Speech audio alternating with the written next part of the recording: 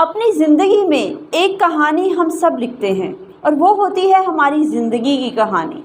और हमारी ज़िंदगी की कहानी में हम क्या लिखते हैं ये कम्प्लीटली हमारे अपने हाथों में होता है। क्या आप अपनी ज़िंदगी की कहानी में हार और नाकामियाँ लिखते हैं या आप अपनी ज़िंदगी की कहानी में कामयाबियाँ और जीत लिखते हैं, ये कम्प्लीटली आपके हाथ में है।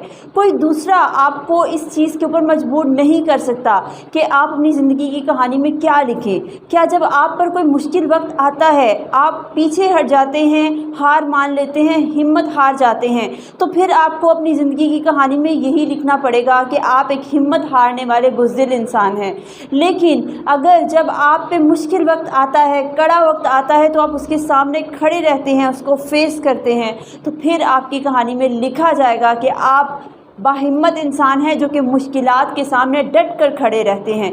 तो अपनी ज़िंदगी की कहानी को किस तरह से लिखना है, उसमें क्या लिखना है, उसमें कामयाबियाँ लिखनी हैं या नाकामियाँ लिखनी हैं, उसमें हिम्मत और हौसले की दास्तान लिखनी है या बुज़दिली और नाकामी की कहानी लिखनी है, ये कम्प्लीटली आपके हाथ में है।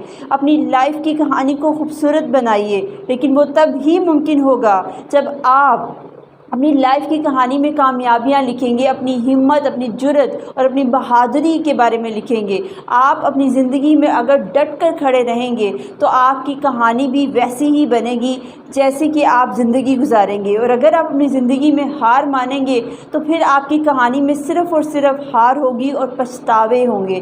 तो अगर आप पछतावे नहीं ले सकते अपनी ज़िंदगी में, आप आगे जाकर जब अपनी कहानी को पढ़ें तो आप ये नहीं पछताना नहीं चाहते, आप हार नहीं देखना चाहते, आप बुज़दिली और अपने आप को कमज़ोर नहीं देखना चाहते अपनी कहानी में, तो फिर हिम्मत कीजिए, हौसला कीजिए और हमेशा डट कर खड़े रहिए ज़िंदगी की मुश्किलात के सामने। फिर देखिएगा कि आपकी ज़िंदगी की कहानी कितनी खूबसूरत होगी। और कल को जब आप बैठकर अपनी ज़िंदगी की कहानी को ख़ुद पीछे मुड़कर देखेंगे तो आपको पछताने की बजाय अपनी ज़िंदगी के ऊपर फ़ख्र महसूस होगा।